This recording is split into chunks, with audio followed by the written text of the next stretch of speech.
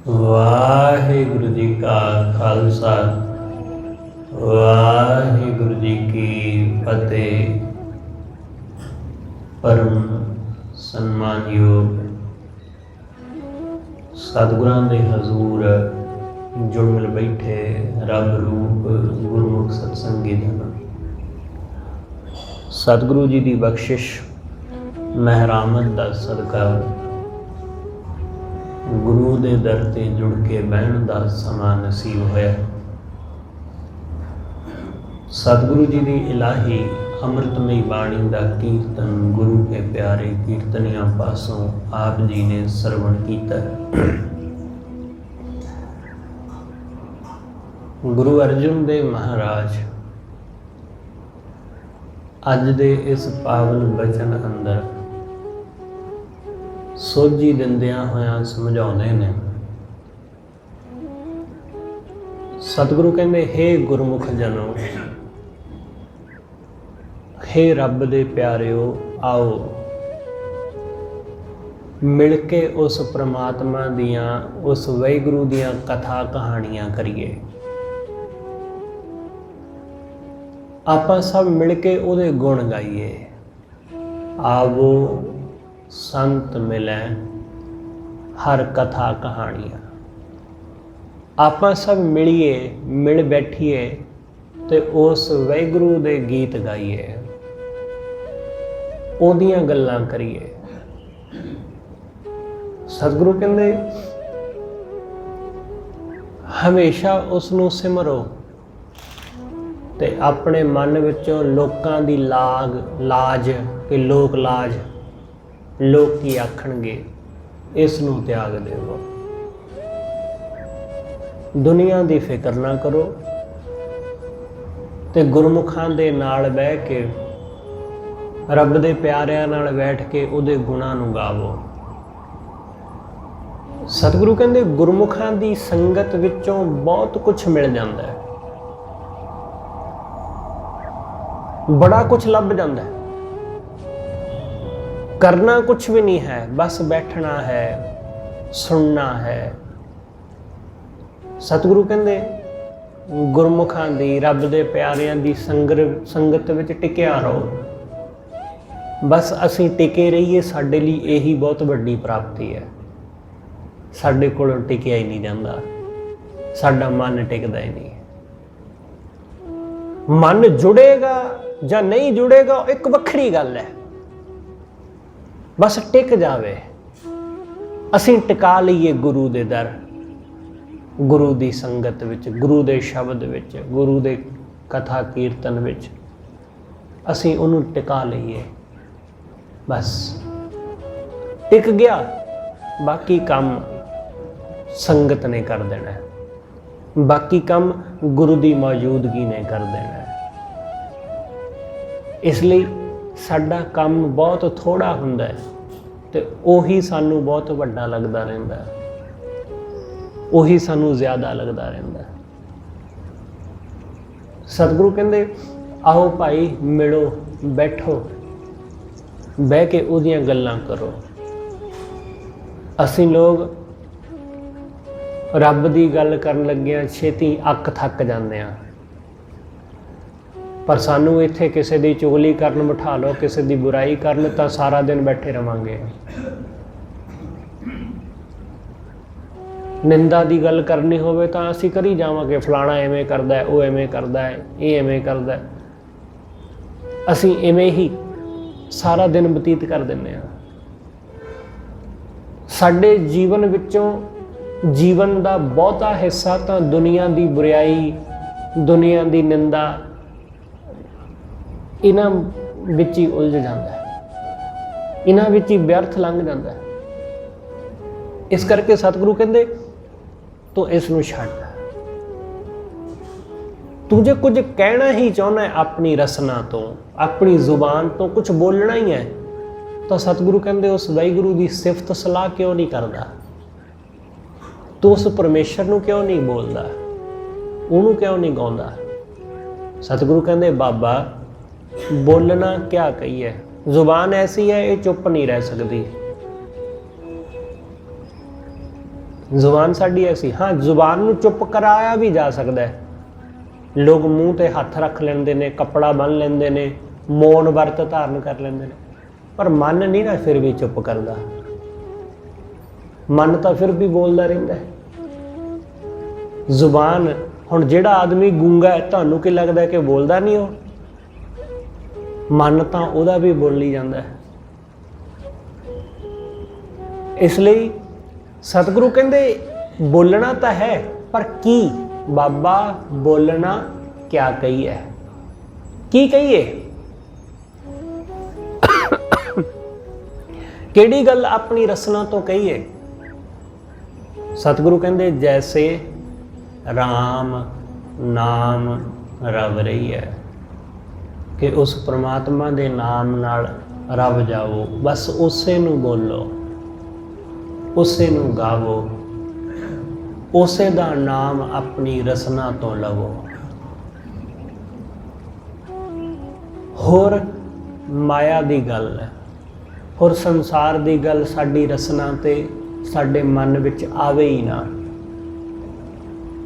ਜਦੋਂ ਅਸੀਂ ਮਾਇਆ ਦੀਆਂ ਵਿਚਾਰਾਂ ਤੋਂ, ਮਾਇਆ ਦੀਆਂ ਗੱਲਾਂ ਤੋਂ ਮੁਕਤ ਹੋ ਜਾਂਦੇ ਹਾਂ, ਤਾਂ ਸਾਡੀ ਰਸਨਾ ਉਸ ਵਾਹਿਗੁਰੂ ਦੇ ਗੁਣ ਗਾਉਣ ਲੱਗਦੀ ਹੈ,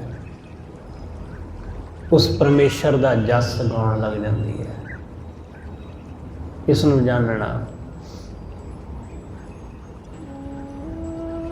ਕਿ ਸਾਡਾ ਮਨ ਜਦੋਂ ਤੱਕ ਵਿਚਾਰਾਂ ਤੋਂ ਮੁਕਤ ਨਹੀਂ ਨਾ ਹੁੰਦਾ, ਉਦੋਂ ਤੱਕ ਇਹ ਮਨ ਟਿਕਦਾ ਨਹੀਂ। ਮਨ ਵਿੱਚ ਬਹੁਤ ਵਿਚਾਰ ਚੱਲਦੇ ਨੇ, ਪਤਾ ਨਹੀਂ ਕਿੰਨੇ ਕੁ ਵਿਚਾਰ ਸਾਡੇ ਮਨ ਵਿੱਚ ਚੱਲਦੇ ਰਹਿੰਦੇ ਨੇ, ਸਾਨੂੰ ਪਤਾ ਵੀ ਨਹੀਂ ਚੱਲਦਾ, ਕਿਉਂਕਿ ਨਾਲ ਦੀ ਨਾਲ ਅਸੀਂ ਭੁੱਲਦੇ ਵੀ ਜਾਂਦੇ ਹਾਂ। ਬੜੀਆਂ ਵਿਚਾਰਾਂ ਚੱਲਦੀਆਂ ਰਹਿੰਦੀਆਂ, ਕਦੇ ਕੁਛ ਖਿਆਲ ਆ ਜਾਂਦਾ, ਕਦੇ ਕੁਛ। ਇੱਕ ਲੜੀ ਤੋਂ ਅਗਾਂਹ ਤੋਂ ਨਾਲ ਦੀ ਨਾਲ ਜੁੜਦੀਆਂ ਰਹਿੰਦੀਆਂ ਲਗਾਤਾਰ ਲੜੀਆਂ। ਸਾਡਾ ਮਨ ਇਸ ਤਰ੍ਹਾਂ ਹੀ ਹੈ। ਇਸ ਲਈ ਵਿਚਾਰਾਂ ਦੇ ਮਿਟ ਜਾਣ ਤੇ ਮਨ ਟਿਕ ਜਾਂਦਾ ਹੈ, ਕਿਉਂਕਿ ਵਿਚਾਰਾਂ ਦਾ ਹੀ ਮਨ ਹੈ। ਮਨ ਅਸਲ ਵਿੱਚ ਕੋਈ ਵੀ ਵਸਤੂ ਚੀਜ਼ ਨਹੀਂ ਹੈ, ਮਨ ਵਿਚਾਰਾਂ ਦਾ ਬਣਿਆ ਹੋਇਆ ਹੈ। ਜਿਸ ਦਿਨ ਵਿਚਾਰ ਮਿਟ ਗਏ, ਉਸ ਦਿਨ ਮਨ ਵੀ ਮਿਟ ਜਾਂਦਾ ਹੈ, ਉਸ ਦਿਨ ਮਨ ਵੀ ਮਿਟ ਜਾਂਦਾ ਹੈ। ਇਸ ਲਈ ਗੁਰੂ ਦੇ ਦਰ, ਗੁਰਮੁਖਾਂ ਦੀ ਸੰਗਤ ਵਿੱਚ, ਰੱਬ ਦੇ ਪਿਆਰਿਆਂ ਦੀ ਸੰਗਤ ਵਿੱਚ ਅਸੀਂ ਬੈਠਦੇ ਹਾਂ। ਇੱਥੇ ਆਪਣੇ ਵਿਚਾਰਾਂ ਨੂੰ ਛੱਡਦੇ ਹਾਂ। ਇੱਥੇ ਗ੍ਰਹਿਣ ਕੁਛ ਵੀ ਨਹੀਂ ਕਰਨਾ, ਸਿਰਫ ਤਿਆਗ ਦਿੰਦੇ ਹਾਂ। ਖੁਦ ਦਾ ਤਿਆਗ, ਮੈਂ ਦਾ ਤਿਆਗ, ਅਸੀਂ ਸਭ ਕੁਝ ਤਿਆਗ ਦਿੰਦੇ ਹਾਂ ਗੁਰੂ ਦੇ ਕੋਲ। ਇਸ ਲਈ ਸਭ ਤੋਂ ਪਹਿਲਾਂ ਅਸੀਂ ਬਾਹਰ ਆਉਂਦੇ ਹਾਂ, ਆਪਣੇ ਜੁੱਤੇ, ਆਪਣੇ ਜੋੜੇ ਉਤਾਰ ਆਉਂਦੇ ਹਾਂ। ਤੁਸੀਂ ਦੇਖਿਆ ਹੋਣਾ ਕਿ ਗੁਰੂ ਘਰਾਂ ਦੇ ਵਿੱਚ ਗਠੜੀ ਘਰ ਬਣੇ ਹੁੰਦੇ ਨੇ, ਆਪਣਾ ਸਮਾਨ ਵੀ ਰੱਖ ਆਉਂਦੇ ਹਾਂ ਬਾਹਰ। ਫਿਰ ਇਸ਼ਨਾਨ ਕਰਕੇ ਆਪਣੀ ਮੈਲ ਵੀ ਲਾ ਆਉਂਦੇ ਹਾਂ ਸਰੋਵਰ ਵਿੱਚ, ਛੱਡਿਆ ਨਾ ਸਭ ਕੁਛ।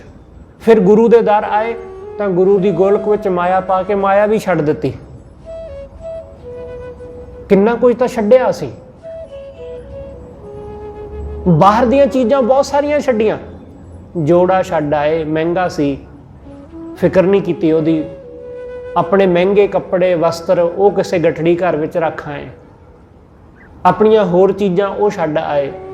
ਤਨ ਨੂੰ ਲੱਗੀ ਹੋਈ ਮੈਲ ਉਹ ਲਾ ਆਏ। ਬਿਲਕੁਲ ਤਰੋ ਤਾਜ਼ਾ ਹੋ ਕੇ ਗੁਰੂ ਦੇ ਦਰ ਆ ਗਏ। ਫਿਰ ਇੱਥੇ ਜਿਹੜੀ ਮਾਇਆ ਨਾਲ ਸਭ ਤੋਂ ਵੱਧ ਸਾਡਾ ਮੋਹ ਹੈ, ਉਹ ਵੀ ਗੁਰੂ ਦੀ ਗੋਲਕ ਵਿੱਚ ਪਾ ਦਿੱਤੀ। ਬਸ ਹੁਣ ਕੀ ਛੱਡਣਾ? ਹੁਣ ਗੁਰੂ ਦੇ ਦਰ ਆ ਕੇ ਆਪਣੇ ਵਿਚਾਰਾਂ ਨੂੰ, ਗੁਰੂ ਦੇ ਦਰ ਆ ਕੇ ਆਪਣੀ ਮੈਂ ਨੂੰ।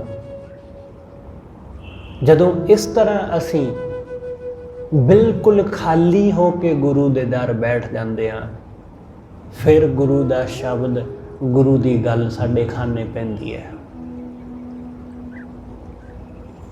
ਫਿਰ ਗੁਰੂ ਦਾ ਸ਼ਬਦ ਇੱਕ ਇੱਕ ਅੱਖਰ ਸਾਡੇ ਹਿਰਦੇ ਵਿੱਚ ਵਸਦਾ ਜਾਂਦਾ ਹੈ। ਇੱਕ ਇੱਕ ਸ਼ਬਦ ਸਾਡੇ ਹਿਰਦੇ ਵਿੱਚ ਧੱਸਦਾ ਜਾਂਦਾ ਹੈ। ਇਸ ਲਈ ਇਸ ਢੰਗ ਨਾਲ ਗੁਰੂ ਦੇ ਸੰਗ ਬਹਿਣਾ, ਗੁਰਮੁਖਾਂ ਦੇ ਸੰਗ ਬਹਿਣਾ। ਸਤਿਗੁਰੂ ਕਹਿੰਦੇ ਇਵੇਂ ਬੈਠੋ, ਆਓ ਆਵੋ ਸੰਤ ਮਿਲੈ ਹਰ ਕਥਾ ਕਹਾਣੀਆਂ, ਆ ਕੇ ਉਹਦੀਆਂ ਕਥਾ ਕਹਾਣੀਆਂ ਕਰੋ, ਕਰੋ ਉਸ ਵਾਹਿਗੁਰੂ ਦੀਆਂ ਸਿਫਤਾਂ, ਉਹਦੇ ਗੁਣ ਗਾਵੋ। ਸਤਿਗੁਰੂ ਕਹਿੰਦੇ ਜਦੋਂ ਗੁਰਮੁਖ ਮਿਲਣ ਨਾ, ਸੰਤ ਜਨ ਮਿਲਣ, ਤਾਂ ਉਹਨਾਂ ਦੇ ਨਾਲ ਕੁਛ ਗੱਲਾਂ ਕਰ ਤੇ ਉਹਨਾਂ ਦੀਆਂ ਕੁਛ ਸੁਣ। ਮਿਲੈ ਸੰਤ ਕਿਛ ਸੁਣੀਐ ਕਹੀਐ। ਜਦੋਂ ਕੋਈ ਗੁਰਮੁਖ ਮਿਲੇ, ਕੋਈ ਰੱਬ ਦਾ ਪਿਆਰਾ ਮਿਲੇ, ਤਾਂ ਉਹਦੀਆਂ ਗੱਲਾਂ ਸੁਣ। ਜੋ ਆਪਣੇ ਮਨ ਦੇ ਸ਼ੰਕੇ ਨੇ, ਜੋ ਮਨ ਦੀਆਂ ਵਿਚਾਰਾਂ ਨੇ ਨਾ, ਉਹਦੇ ਸਾਹਮਣੇ ਰੱਖ, ਉਹਨੂੰ ਦੱਸ। ਕੁਝ ਸੁਣ ਤੇ ਕੁਝ ਕਹਿ। ਜ਼ਿਆਦਾਤਰ ਲੋਕ ਸਿਰਫ ਕਹਿੰਦੇ ਹੀ ਨੇ, ਸੁਣਦੇ ਨਹੀਂ। ਉਹ ਸ਼ੁਰੂ ਵਿੱਚ ਇਹੀ ਕਹਿੰਦੇ ਨੇ ਕਿ ਅਸੀਂ ਕੋਈ ਵਿਚਾਰ ਕਰਨ ਆਏ ਹਾਂ ਜਾਂ ਤੁਹਾਡੀ ਗੱਲ ਸੁਣਨ ਆਏ ਹਾਂ। ਅਸਲ ਵਿੱਚ ਉਹ ਸੁਣਦੇ ਨਹੀਂ, ਉਹ ਆਪਣੀਆਂ ਹੀ ਵਿਚਾਰਾਂ ਕਰਕੇ ਚਲੇ ਜਾਂਦੇ ਨੇ, ਆਪਣੀਆਂ ਗੱਲਾਂ ਕਹਿ ਕੇ ਚਲੇ ਜਾਂਦੇ ਨੇ। ਅਕਸਰ ਲੋਕ ਮਿਲਦੇ ਨੇ, ਆਉਂਦੇ ਨੇ ਵਿਚਾਰ ਕਰਨ, ਜਾਣ ਲੱਗਿਆਂ ਆਖਦੇ ਨੇ ਕਿ ਤੁਹਾਡੇ ਨਾਲ ਵਿਚਾਰਾਂ ਕਰਕੇ ਬਹੁਤ ਚੰਗਾ ਲੱਗਿਆ, ਜਦ ਕਿ ਵਿਚਾਰ ਕੋਈ ਵੀ ਨਹੀਂ ਕੀਤੀ ਹੁੰਦੀ, ਆਪਣੀਆਂ ਦੱਸ ਕੇ ਚਲਿਆ ਜਾਂਦਾ ਬੰਦਾ। ਆਪਣੀਆਂ ਗੱਲਾਂ ਦੱਸ ਕੇ ਚਲਿਆ ਜਾਂਦਾ ਕਿ ਮੈਂ ਇਹ ਕਰਦਾ, ਮੈਂ ਇੰਨੇ ਵਜੇ ਉੱਠਦਾ, ਮੈਂ ਇੰਨਾ ਸਿਮਰਨ ਕਰਦਾ, ਮੈਂ ਇੰਨਾ ਪਾਠ ਕਰਦਾ, ਮੈਂ ਇੰਨਾ ਜਪ ਤਪ ਕਰਦਾ। ਸਾਰਾ ਕੁਝ ਆਪਣਾ ਦੱਸ ਕੇ ਚਲਾ ਗਿਆ। ਕਹਿੰਦਾ ਇਹ ਸੀ ਕਿ ਮੈਂ ਤੁਹਾਡੇ ਨਾਲ ਗੱਲਾਂ ਕਰਨੀਆਂ, ਵਿਚਾਰਾਂ ਕਰਨੀਆਂ, ਤੁਹਾਡੀਆਂ ਕੁਝ ਸੁਣਨੀਆਂ, ਤੁਹਾਡੇ ਨਾਲ ਕੁਝ ਆਪਣੇ ਮਨ ਦੇ ਸ਼ੰਕੇ ਸਾਂਝੇ ਕਰਨੇ। ਕੀਤਾ ਕੁਛ ਵੀ ਨਹੀਂ, ਸਿਰਫ ਆਪਣੀਆਂ ਗੱਲਾਂ ਦੱਸ ਗਿਆ।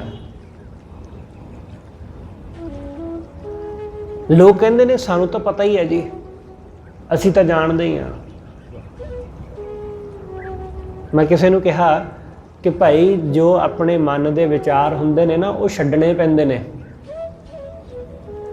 ਗੁਰੂ ਦੇ ਦਰ ਬਿਲਕੁਲ ਅਣਜਾਣ, ਬਿਲਕੁਲ ਅਨਪੜ੍ਹ ਹੋ ਜਾਣਾ ਹੁੰਦਾ ਹੈ ਕਿ ਮੈਨੂੰ ਕੁਛ ਪਤਾ ਹੀ ਨਹੀਂ, ਮੈਂ ਕੁਛ ਜਾਣਦਾ ਹੀ ਨਹੀਂ। ਜੇ ਤੁਸੀਂ ਗੁਰੂ ਦੇ ਦਰ ਅਣਜਾਣ ਹੋ ਜਾਓਗੇ ਤਾਂ ਹੀ ਕੁਛ ਜਾਣ ਸਕੋਗੇ।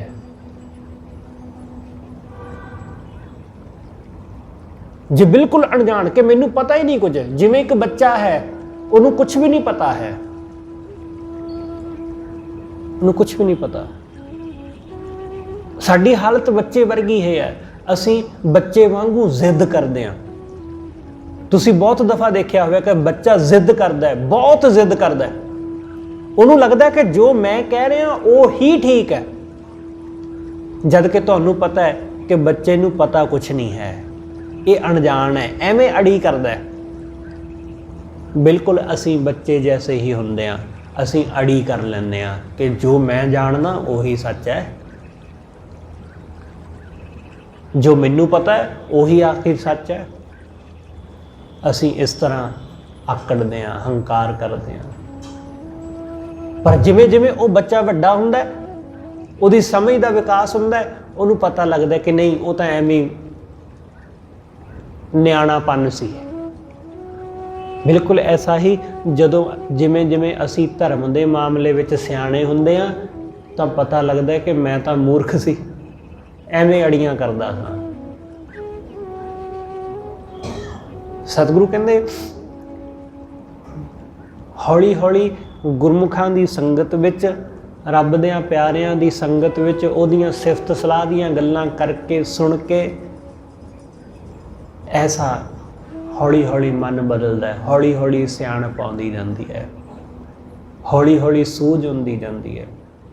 ਜਿਵੇਂ ਜਿਵੇਂ ਬੰਦਾ ਸਿਆਣਾ ਹੁੰਦਾ ਜਾਂਦਾ, ਉਵੇਂ ਉਵੇਂ ਉਹ ਆਪਣੇ ਆਪ ਨੂੰ ਸਮਝਦਾ ਜਾਂਦਾ ਕਿ ਮੈਂ ਕੁਛ ਵੀ ਨਹੀਂ, ਕੁਛ ਵੀ ਨਹੀਂ। ਇਸ ਲਈ ਵੱਡੇ ਤੋਂ ਵੱਡਾ ਗਿਆਨੀ, ਵੱਡੇ ਤੋਂ ਵੱਡਾ ਖੋਜਕਾਰ, ਉਹ ਕਦੇ ਨਹੀਂ ਦਾਅਵਾ ਕਰਦਾ ਕਿ ਮੈਂ ਜੋ ਜਾਣ ਲਿਆ ਉਹ ਆਖਰੀ ਸੱਚਾਈ ਹੈ। ਉਹ ਹਮੇਸ਼ਾ ਕਹਿੰਦਾ ਕਿ ਮੈਂ ਕੁਛ ਨਹੀਂ ਜਾਣਦਾ। ਤੇ ਹੈ ਵੀ ਐਸਾ ਹੀ, ਹੈ ਵੀ ਐਸਾ ਹੀ। ਕਿਉਂਕਿ ਜਿਵੇਂ ਜਿਵੇਂ ਅਸੀਂ ਜਾਣਦੇ ਜਾਂਦੇ ਹਾਂ, ਸਾਨੂੰ ਉਵੇਂ ਉਵੇਂ ਪਤਾ ਲੱਗਦਾ ਕਿ ਹੋਰ ਵਿਸ਼ਾਲ ਹੈ, ਹੋਰ ਵਿਸ਼ਾਲ ਹੈ, ਹੋਰ ਅੱਗੇ ਹੈ।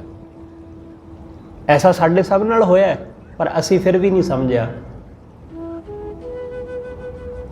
ਅਸੀਂ ਜਿਵੇਂ ਜਿਵੇਂ ਸਕੂਲਾਂ ਵਿੱਚ पढ़ना शुरू किया, सानू कहा गया कि बस थोड़ी तो गल है, बस आ 5वीं पास कर जाओ फिर तो कोई एडी चक्कर नहीं। पर जदों अगांह गए फिर सानू कहा गया कि बस आ 10वीं क्लीयर कर लो फिर तो कोई गल ही नहीं है। असीं सोचा कि ठीक है भाई, 10वीं क्लीयर कर ली, फिर सानू कहा गया कि बस आ 12th कर लो, अब 12वीं कर लो, बस फिर तो मौजा ही ने। असीं वो भी कर लिया। हुण हौली हौली दायरा वधदा जांदा है। साडी समझ जिवें जिवें असीं अगे वधदे हां उवें उवें विशाल हुंदा जांदा है सब कुछ, उवें उवें चीज़ां दा विस्तार वधदा जांदा है। असीं फिर ग्रैजुएशन वाले पासे तुर पैंदे आ, कोई BSc वाले पासे तुर पैंदा, कोई कुछ कोई कुछ कोई कुछ कोई कुछ। जिस पासे नूं जांदा है उस पासे विस्तार हुंदा जांदा चीज़ां दा, चीज़ां होर वधदियां जांदियां। हर फील्ड विच हर थां ऐसा ही है। जिमें जिमें असीं अगे वधांगे उवें उवें सानूं पता लगेगा कि बहुत विशाल है, असीं कुछ भी नहीं जाणदे हां।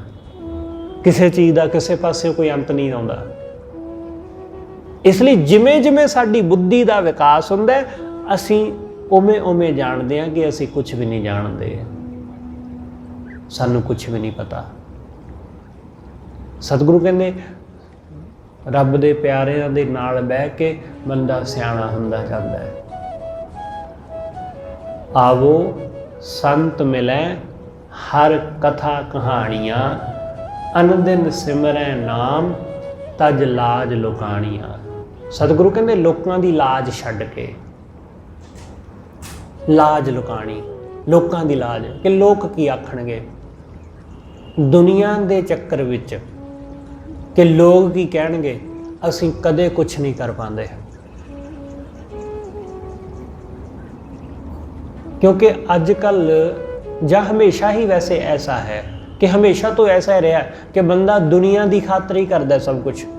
मैं आ काम करांगा लोग की कहणगे, मैं आ कपड़ा पावांगा तां लोग की कहणगे, मैं फलानी चीज़ लवांगा तो लोग की आखणगे, मैं चुप रहांगा तां लोग की कहणगे, मैं बोलांगा तां लोग की कहणगे। तुसीं कुछ करो या ना करो लोग तां कुछ कहणगे ही। लोकां दा तां सुभाਅ ही है, उन्होंने तो कुछ कहना ही है। तुसीं चंगा करो वो तुहानूं तां भी पसंद नहीं करनगे, तुसीं कुछ मंदा करो तुहानूं तां भी पसंद नहीं करनगे। तुसीं रोज़ गुरुद्वारे आउणा शुरू कर दो लोग तां भी पसंद नहीं करनगे, लोग कहणगे बिल है। तुसीं गुरुद्वारे आउणा बिल्कुल बंद कर दिओ लोग कहणगे पापी है, रब दा नाम ही नहीं लैंदा कदे। तुसीं जिस पासे भी तुर जाओ लोग तुहानूं मंदा ही कहणगे।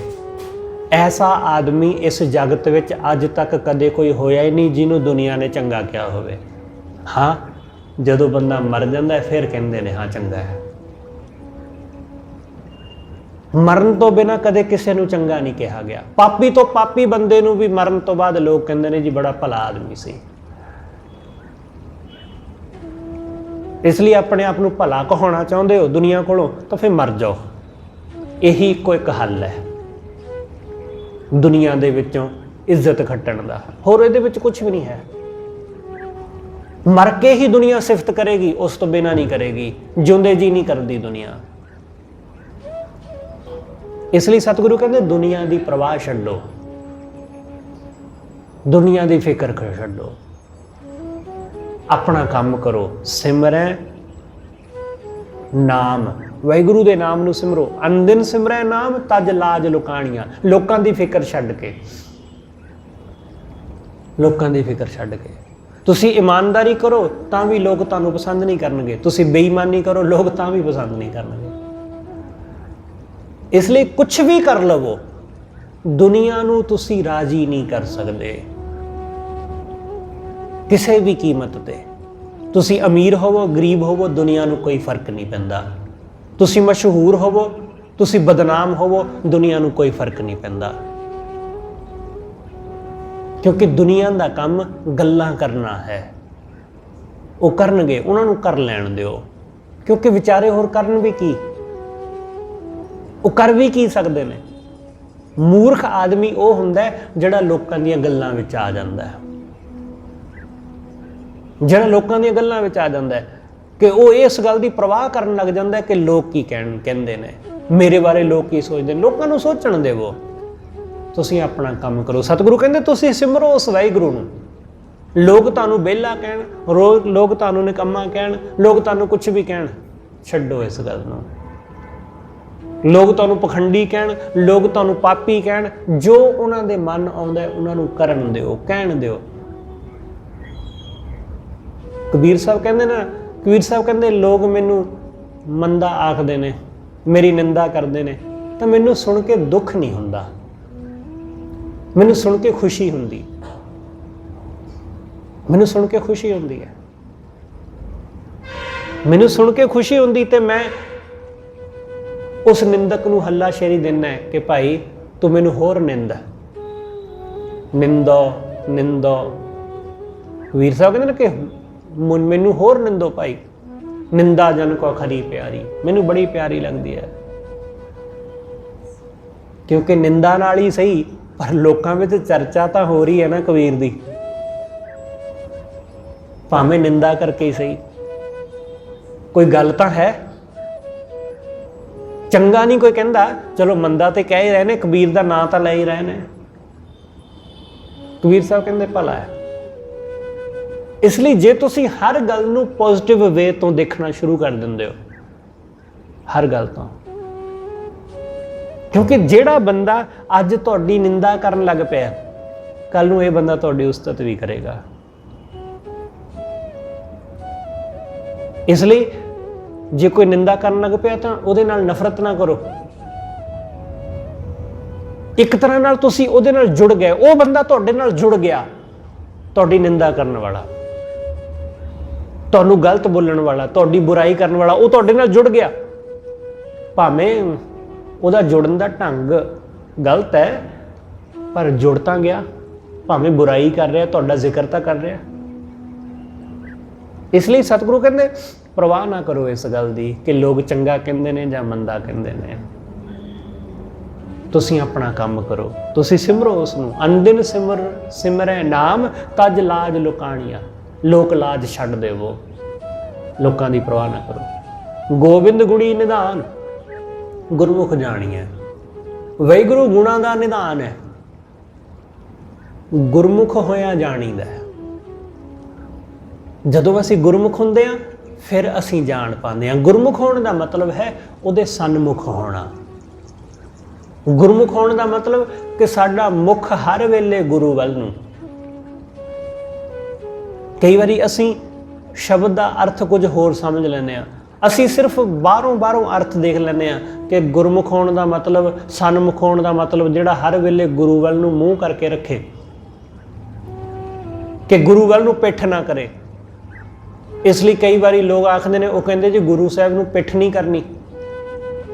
ਇਸ ਲਈ ਜਦੋਂ ਤੱਕ ਉਹ ਗੁਰਦੁਆਰਾ ਸਾਹਿਬ ਤੋਂ ਬਾਹਰ ਨਹੀਂ ਨਿਕਲ ਜਾਂਦੇ, ਉਹ ਆਪਣੀ ਪਿੱਠ ਨਹੀਂ ਕਰਦੇ ਗੁਰੂ ਘਰ ਵੱਲ ਨੂੰ।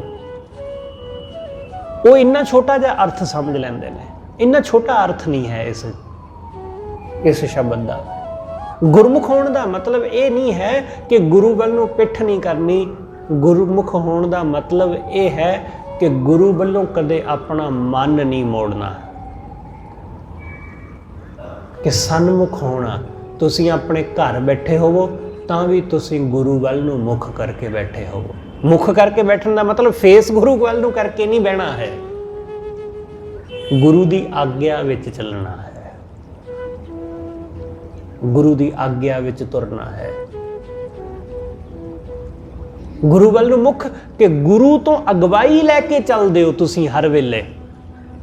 ਗੁਰਮੁਖ ਹੋਣ ਦਾ ਮਤਲਬ ਕਿ ਹਰ ਵੇਲੇ ਗੁਰੂ ਤੁਹਾਡੀ ਅਗਵਾਈ ਕਰਦਾ ਹੈ, ਗੁਰੂ ਤੁਹਾਨੂੰ ਦੱਸਦਾ, ਤੁਸੀਂ ਗੁਰੂ ਦੇ ਮੁਤਾਬਕ ਚੱਲਦੇ ਹੋ, ਆਪਣੀ ਮਰਜ਼ੀ ਮੁਤਾਬਕ ਨਹੀਂ, ਆਪਣੇ ਮਨ ਦੀ ਮੱਤ ਮੁਤਾਬਕ ਨਹੀਂ, ਗੁਰੂ ਦੀ ਮੱਤ ਮੁਤਾਬਕ ਚੱਲਦੇ ਹੋ।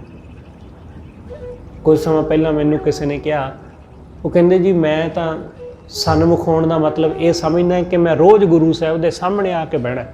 ਤਾਂ ਮੈਂ ਉਹਨਾਂ ਨੂੰ ਅਕਸਰ ਦੇਖਦਾ ਸਾਂ ਕਿ ਉਹਨਾਂ ਨੇ ਸਭ ਤੋਂ ਮੋਹਰੇ ਬਹਿ ਜਾਣਾ। ਕਈ ਵਾਰੀ ਮੱਥਾ ਟੇਕਣ ਵਾਲੇ ਬੰਦੇ ਨੂੰ ਵੀ ਦਿੱਕਤ ਹੋ ਜਾਂਦੀ ਸੀ, ਕਿਉਂਕਿ ਬਿਲਕੁਲ ਨਾਲ ਲੱਗ ਕੇ ਬਹਿਣਾ। ਤਾਂ ਮੈਂ ਉਹਨਾਂ ਨੂੰ ਕਿਹਾ ਇੱਕ ਦਿਨ, ਮੈਂ ਕਿਹਾ ਵੀ ਤੁਸੀਂ ਨਾ ਭਾਈ ਸਾਹਿਬ ਵੀ ਥੋੜ੍ਹਾ ਸਾਈਡ 'ਤੇ ਹੋ ਕੇ ਬੈਠਿਆ ਕਰੋ। ਉਹ ਕਹਿੰਦੇ ਜੀ ਨਾ, ਮੈਂ ਤਾਂ ਇੱਦਾਂ ਹੀ ਬੈਠੂੰਗਾ।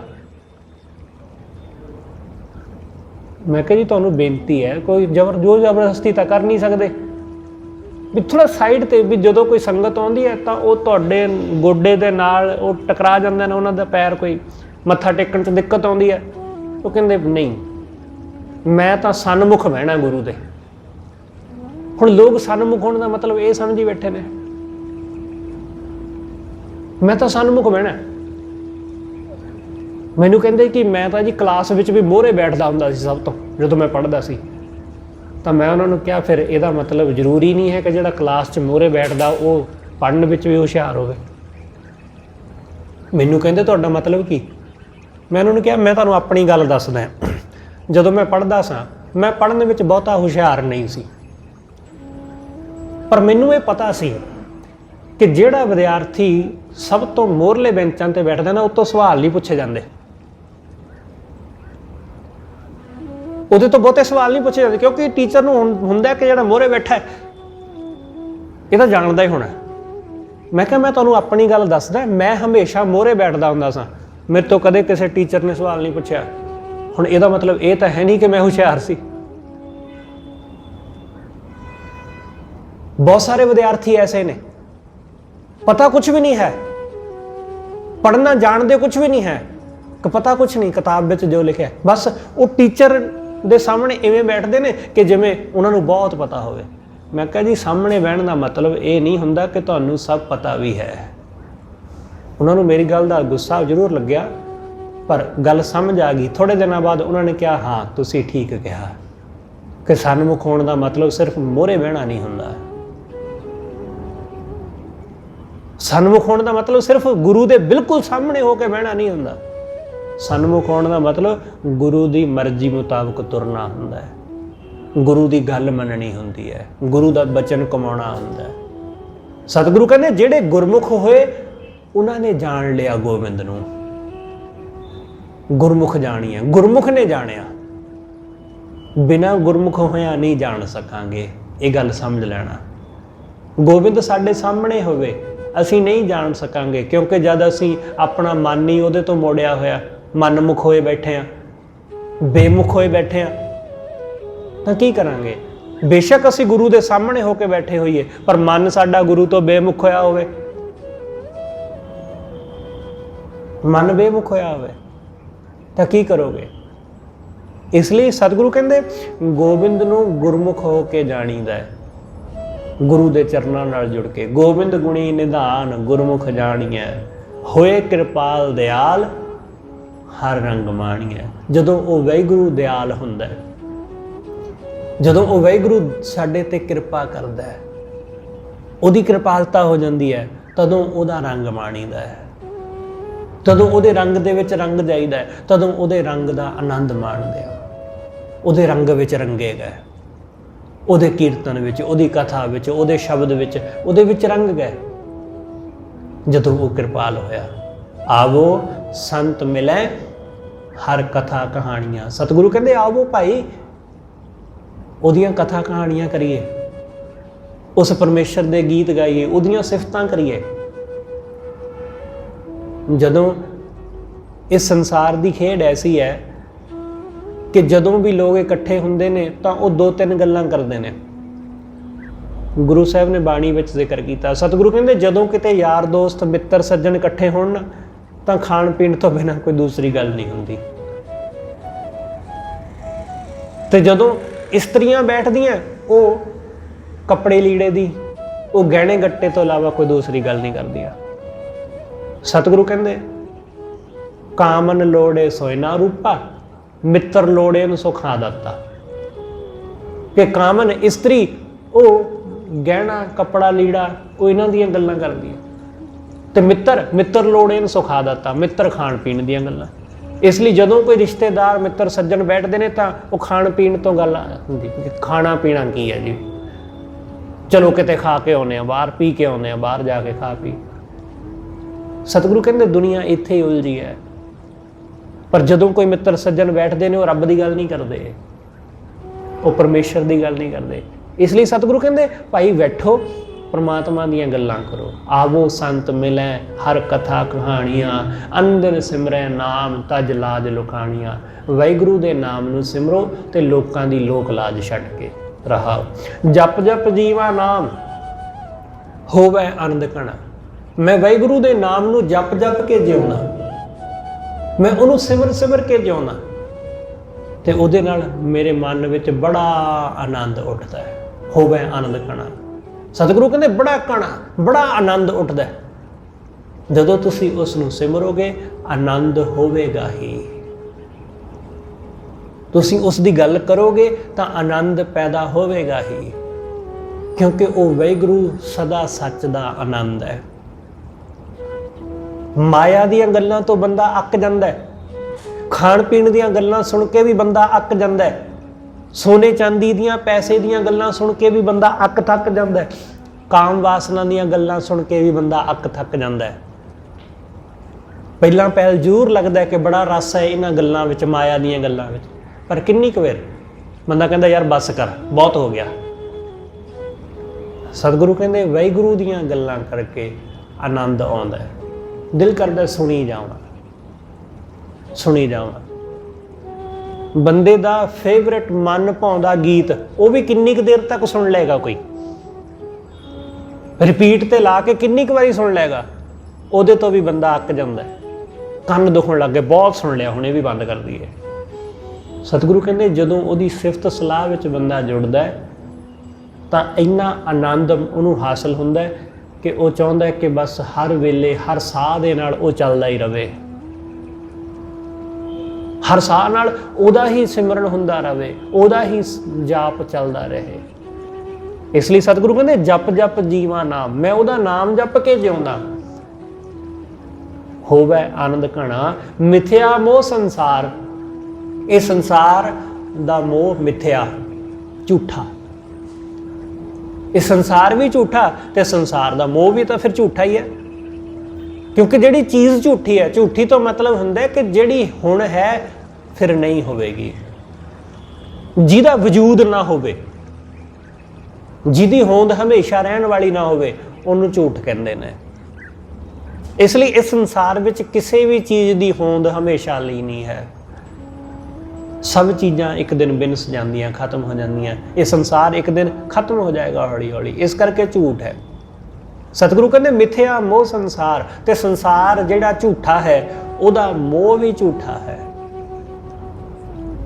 ये बिनस जाएगा, झूठा बिनसना, ये बिनसेगा, खत्म होवेगा ही।